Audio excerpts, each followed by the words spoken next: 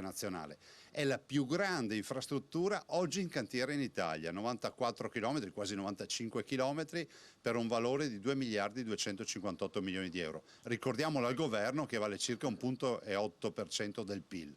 Il governatore del Veneto blinda la pedemontana il giorno dopo i due sì in regione che portano l'IRPEF su di 1,6 per i redditi compresi tra i 28 e i 55 mila euro e a scalare per quelli più alti. Il capo dell'esecutivo regionale tira per la giacca il governo, ricordando a Roma gli impegni presi e sottolineando ancora una volta l'importanza di un'opera strategica non solo per l'intero nord-est, ma anche di fatto per l'economia del paese, che dalla locomotiva nord-est continua a ottenere un gettito rilevante. Chiediamo al governo di essere al fianco dei veneti, visto e considerato che con tutte le tasse che paghiamo 21 miliardi di euro all'anno restano a Roma. Mi chiedo come possa il governo restare fuori da questa partita.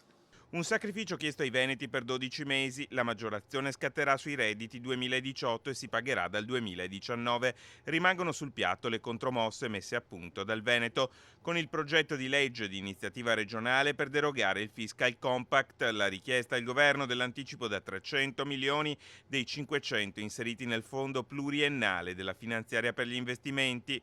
Tecnicismi che garantirebbero ai veneti di non vedere applicata l'addizionale, una partita a scacchi, tanto che in queste ore trapela anche che nel tavolo delle trattative il governo prova a inserire il referendum sull'autonomia. Il referendum lo si fa perché abbiamo vinto una sentenza avanti la Corte Costituzionale. Dall'altro ricordo anche che la possibilità di dare alle regioni più competenze esiste dal 2001 con l'articolo 116 e a tutt'oggi nessuna regione italiana ha avuto la minima competenza dal governo.